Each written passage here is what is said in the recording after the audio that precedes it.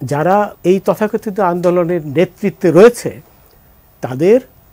তারা যে রাজাকারের বংশধর এই ব্যাপারে আমি অ্যাবসলিউটলি শিওর। প্রধানমন্ত্রী আন্দোলনকারীদের রাজাকারের বাচ্চা বলেছেন, কথাটা কিন্তু ওইভাবে উনি বলেননি। এইটাকেও আপনার টুইস্ট করা হয়েছে, টুইস্ট করে যাতে এরা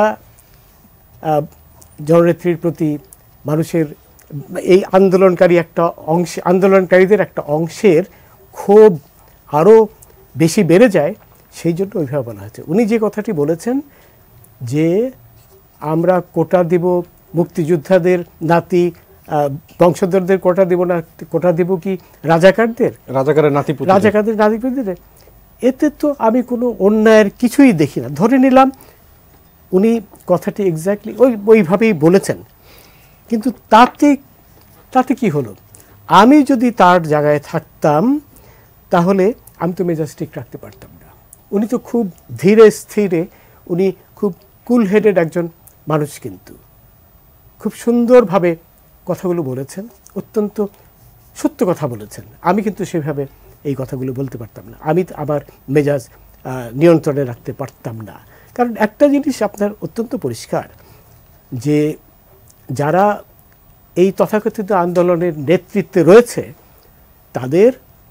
তারা যে রাজাকারের বংশধর এই ব্যাপারে আমি অ্যাবসলিউটলি শিওর, আমি পুরোপুরি নিশ্চিত। মানে কিভাবে নিশ্চিত স্যার? তাদের কথা থেকে তারা তো স্বঘোষিত বলেছে, তুমি কে আমি কে, রাজাকার। তারা নিজেরাই বলছে আমি রাজাকার। আরও বলেছে বাংলার মাটি রাজাকারের ঘাঁটি, বুঝলেন? এবং তাদের পরিচয় তো আমরা সবাই জানি। আপনার মির্জা ফখরুল ইসলাম আলমগীরের পিতা চকা মিয়া রাজাকার, আমরা সবাই জানি। আপনার রিজভির পিতা একজন রাজাকার, আমরা সবাই জানি। চিটাগাংয়ের আমির খসরুর গোটা পরিবার আপনার সাকা চৌধুরীর সাথে কাজ করেছে, রাজাকার, সবাই জানি। যাদের আমরা দেখতে পাচ্ছি, তারপরে আরও এসছে আপনার জাদু মিয়ার এরা যে সবাই রাজাকার, চিহ্নিত রাজাকার, শুধু রাজাকার নয়, চিহ্নিত রাজাকার। সেটা নিয়ে তো কোনো সন্দেহ নাই।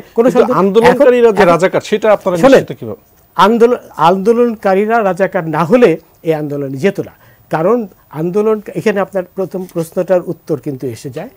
আন্দোলনকারীদের বারবার বোঝানো হয়েছে, তাদের যদি বিন্দুমাত্র মেধা থাকে, তারা বুঝতে পেরেছেন যে এই ব্যাপারে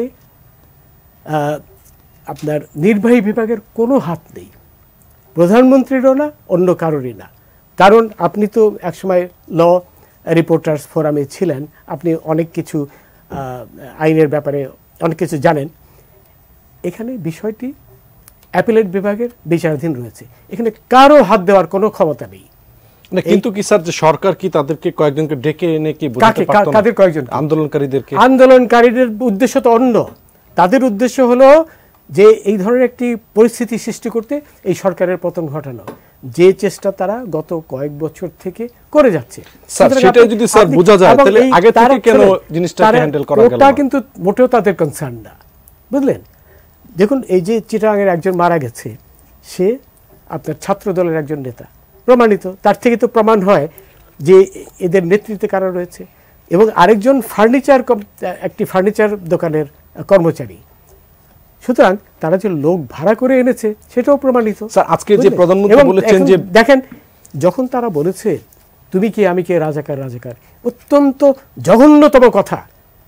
আমরা কোনো অবস্থায় এই ধরনের কথা আপনার মেনে নিতে পারি না। বাংলার মাটিতে, বঙ্গবন্ধুর বাংলায়, রবীন্দ্রনাথের বাংলায়, নজরুলের বাংলায়, আপনার লালনের বাংলায় দাঁড়িয়ে এই ধরনের কথা বলবে, কতখানি ধৃষ্টতা তারা পেয়ে গেছে।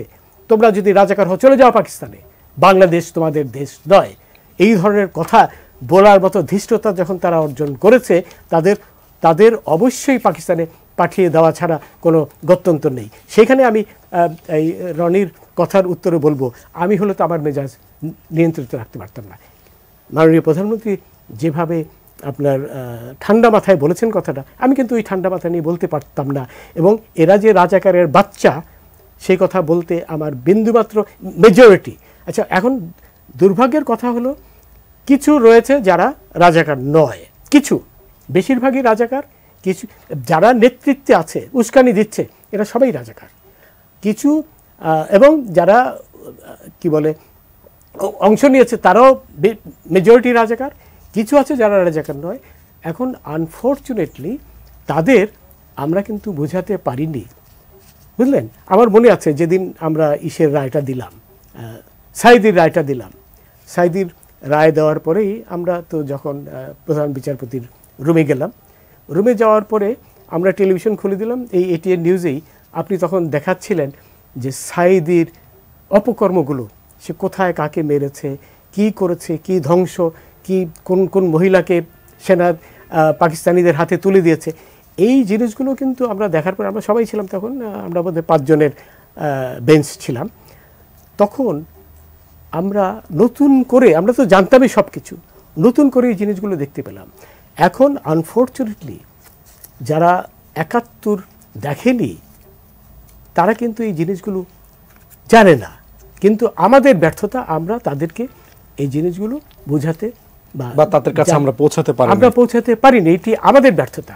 আজকে একজন অধ্যাপক, ইতিহাসের অধ্যাপক, আমি নাম পরিচয় বলতে চাই না, উনি লিখেছেন যে আমরা যখন ছাত্র ছিলাম তখন আমাদের কিন্তু এই জিনিসগুলো বোঝানোই হয়নি, জানানোই হয়নি।